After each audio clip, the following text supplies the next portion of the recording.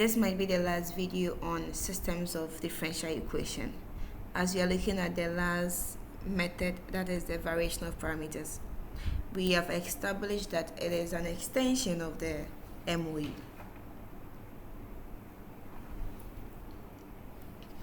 Okay, so what can be done under MOU? We have some rules to apply under VOP. You know the rules of the game.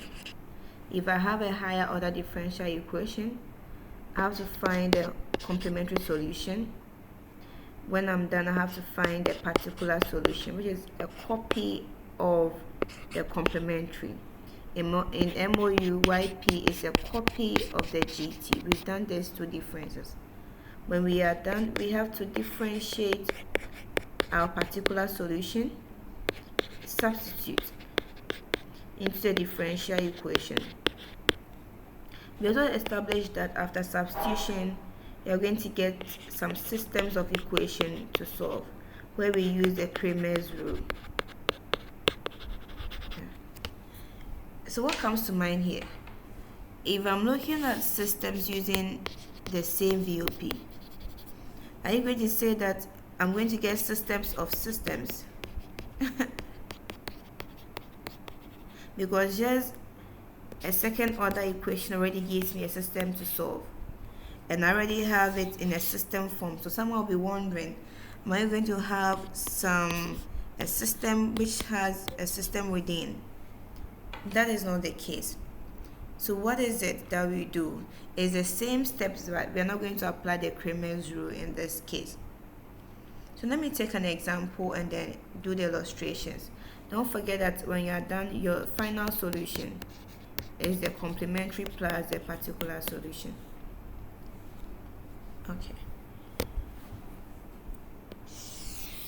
So assuming we have x1, a system as, let me take this example here, negative 3x1 plus x2 minus 6 exponential negative 2t.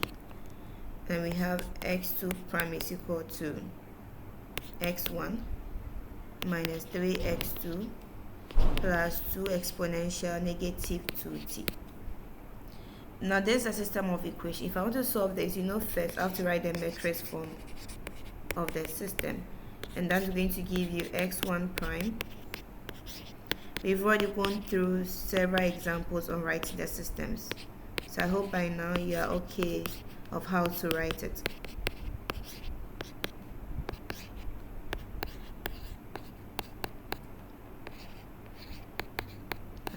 So here our GT is not 0. I can rewrite this as some big X prime is equal to some AX plus G. G is not 0. G is exponential.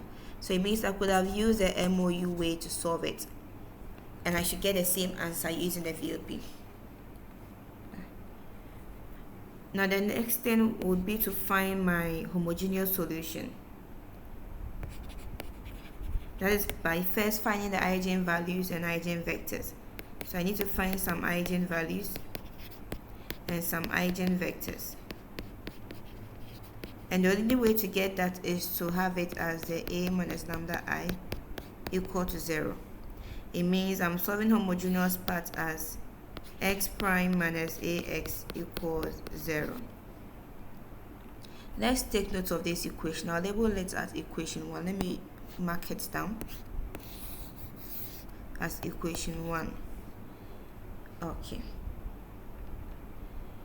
So let's assume that we've obtained the eigenvalues and eigenvectors. It means my complementary solution will be written as some C1V1 or some C1V1E. I'm not so sure whether I'm going to get complex or repeated or real values. So let me just use a simple preamble.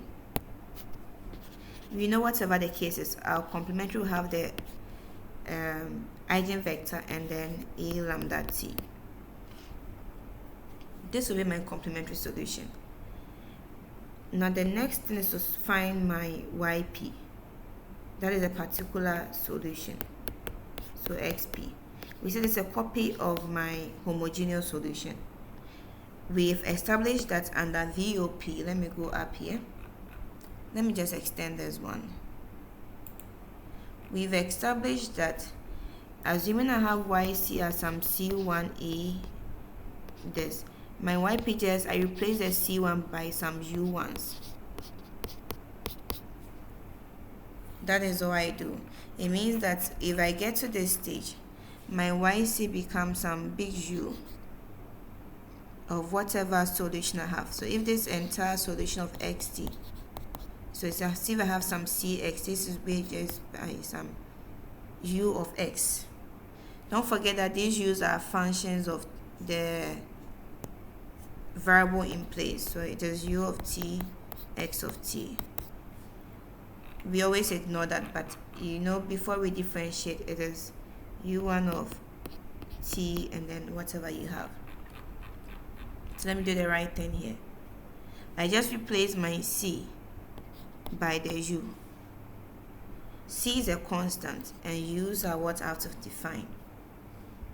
What do we do after finding a particular solution? We always have to differentiate. If I differentiate this, I have xp prime will be equal to, this becomes a product rule. It means I can maintain the x, or first differentiate f, maintain u, plus maintain u, and then differentiate that. This is my xp. I'll take note of this 1, 2, and label it as equation 2. Now when you differentiate, we said you have to substitute to get some system. So in substitution into a differential equation, someone asks, why did I differentiate it just once and not twice? We said for VOP, so let me go up here. If I'm using the Wronskian, I have to differentiate it n minus 1 times. Here our n is 1. The system is just the first order. So it means that I have 1 minus 1, which is y to the power 0. It means there's no differentiation here. Okay.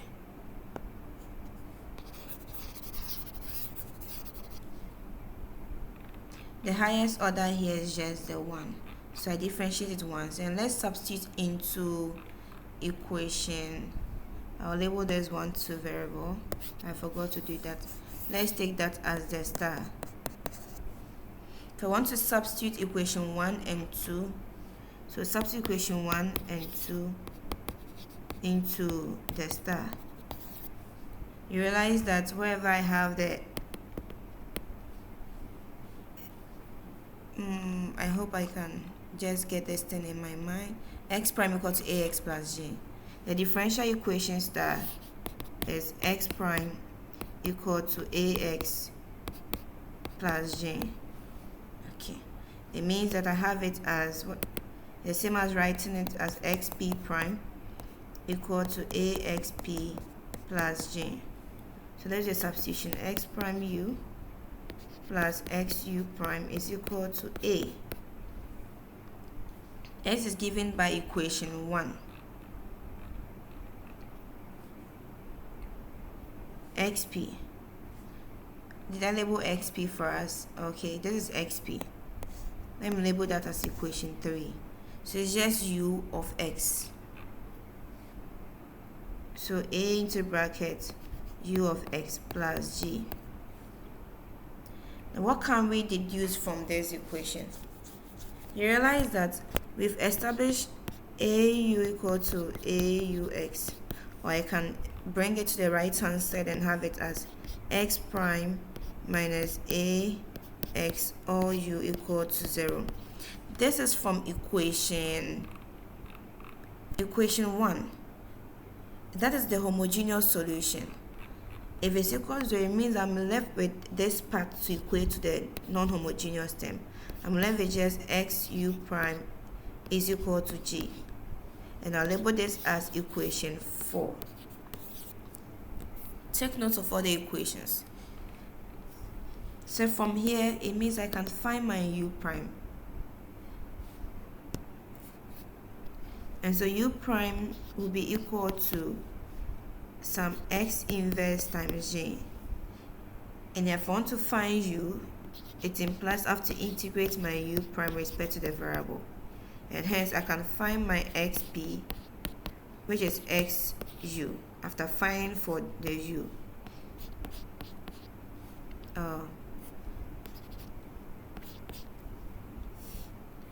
And what can you say from this whole illustration here? You would realize that if I want to do a back substitution, I said xp is xu. What is u? U is the integral of u prime dt. What is u prime? U prime is the same as x prime s inverse g dt. This is what I have.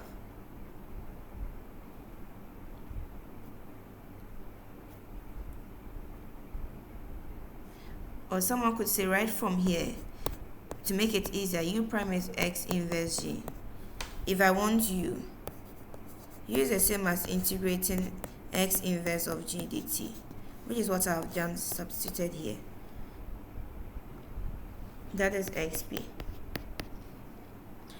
And it is to say that if you want to find xp, just use this final approach, where this is the homogeneous solution. So let me say complementary.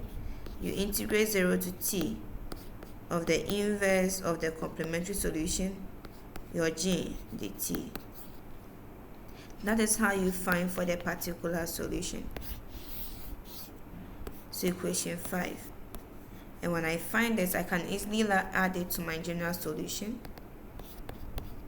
which is the xc plus xp. So we always use equation 5. Take note of, under VOP, it is always from equation 5. I was trying to help you deduce that. So just find your complementary solution. When you are done, integrate the inverse of the complementary, multiply by your source term. So because let me make it s here, so I can have it as dt. So I'll take an example using equation 5. Let me just use what I have here. Okay, the matrix I obtained here, I'll use that same example to solve the problem.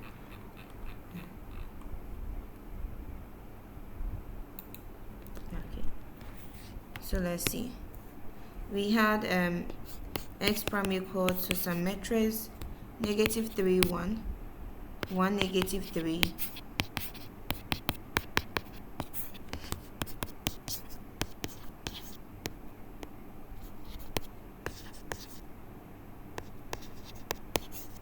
What is the eigenvalues here? So I've done with my matrix. If I want to find the eigenvalues, I'm just taking this part to be 0. So -3 minus lambda, 1, 1 -3 minus lambda. If you should solve this very well, you're going to get the eigenvalues to be -2 and then -4. So it means my complementary solution is C1.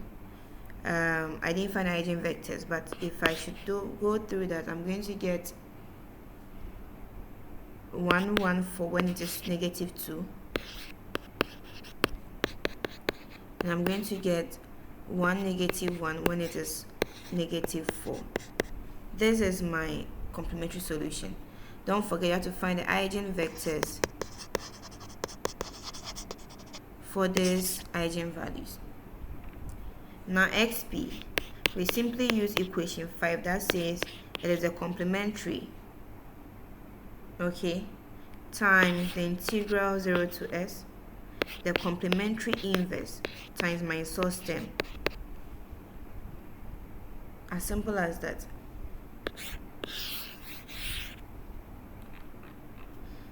So how to go through it? Let me find the inverse of the complementary.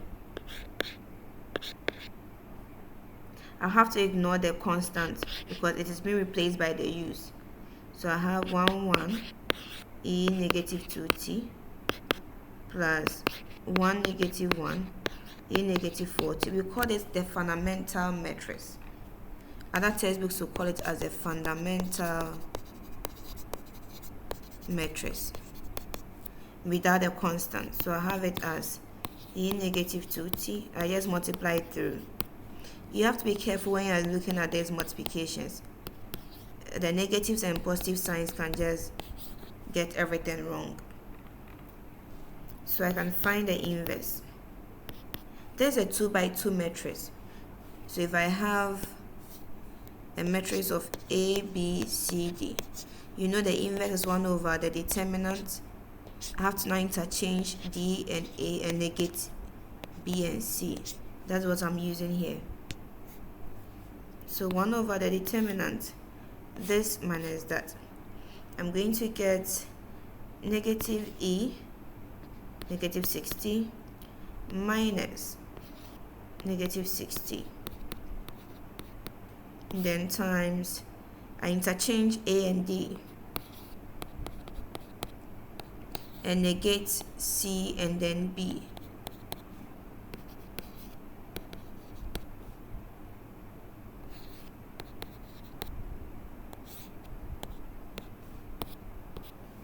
I can simplify this and then I'll have it as 1 over negative 2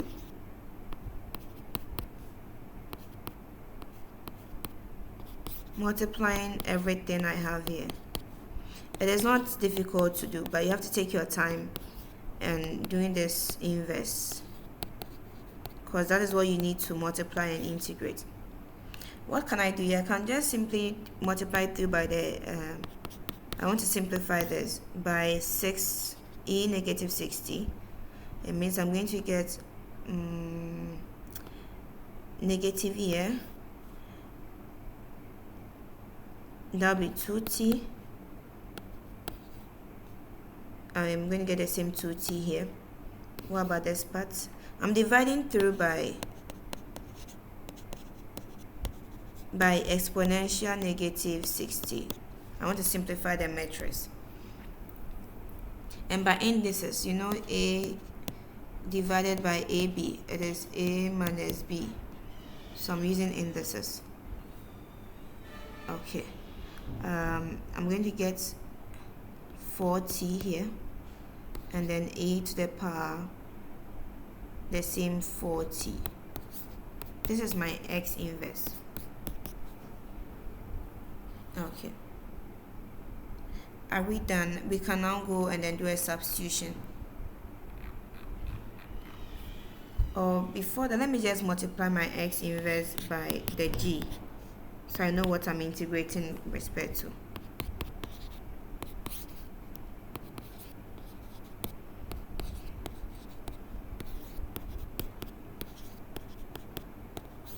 Times the g. The g is negative 6 exponential negative 2t, and then 2 exponential negative 2t.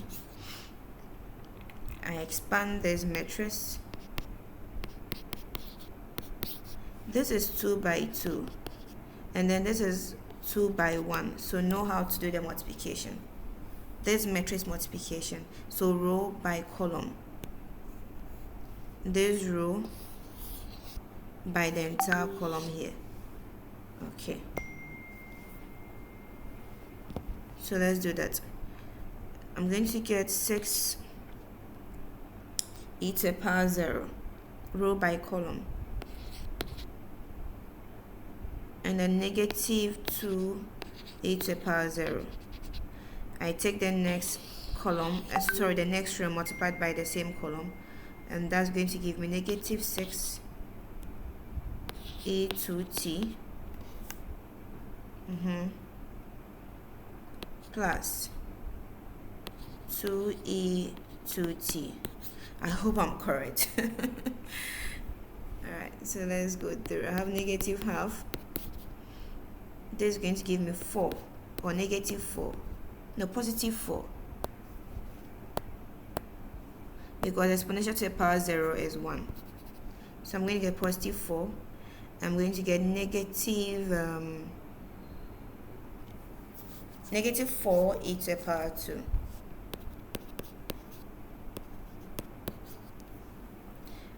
I can simplify this further,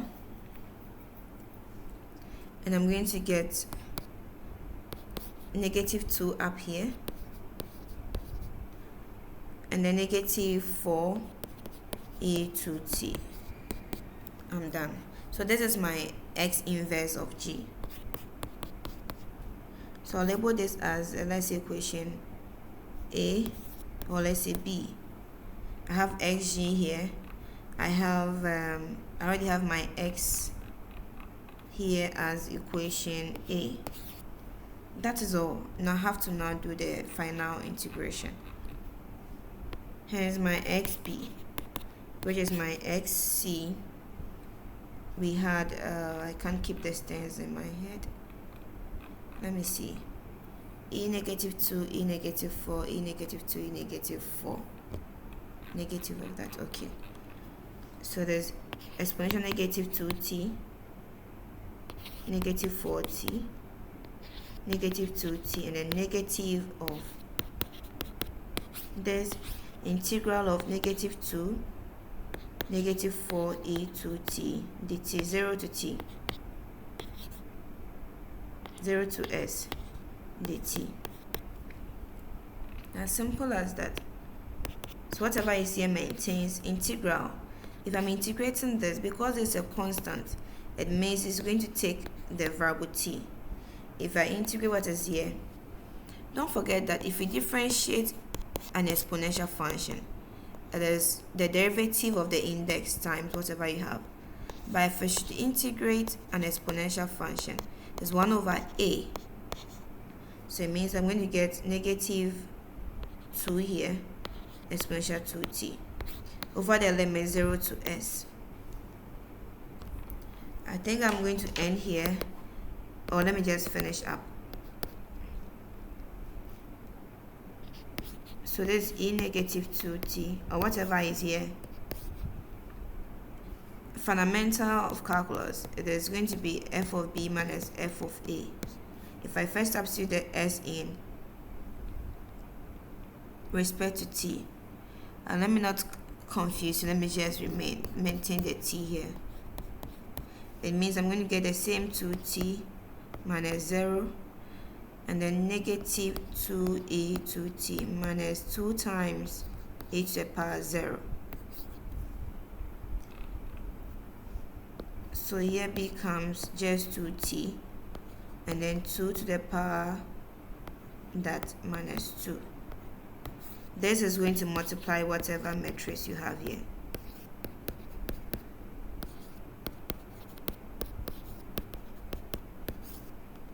And I'll leave that to you to do the expansion of this as your xp. When you're done, you just add it to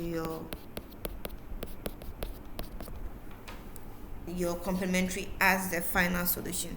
Don't forget, this is 2 by 2 matrix, and this is 2 by 1. So you're expected to get a 2 by 1 matrix.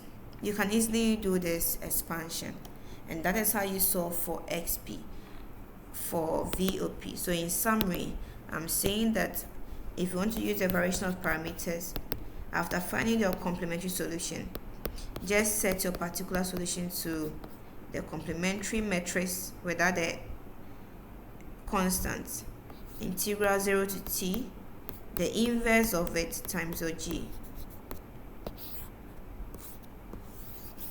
and this should save your life. So this is the end of the lectures on systems of equations. I'm assuming you can take any other example, try your hands on solving it with MOU or VOP, and see if you're going to get the same answer, given that your GTs are polynomials, exponentials, and then cos or sine. You can play around with this and then see if you're going to get the same answers. In the next or the last lecture videos will be on Laplace transform for differential equations, and I hope it will be clear. Thank you.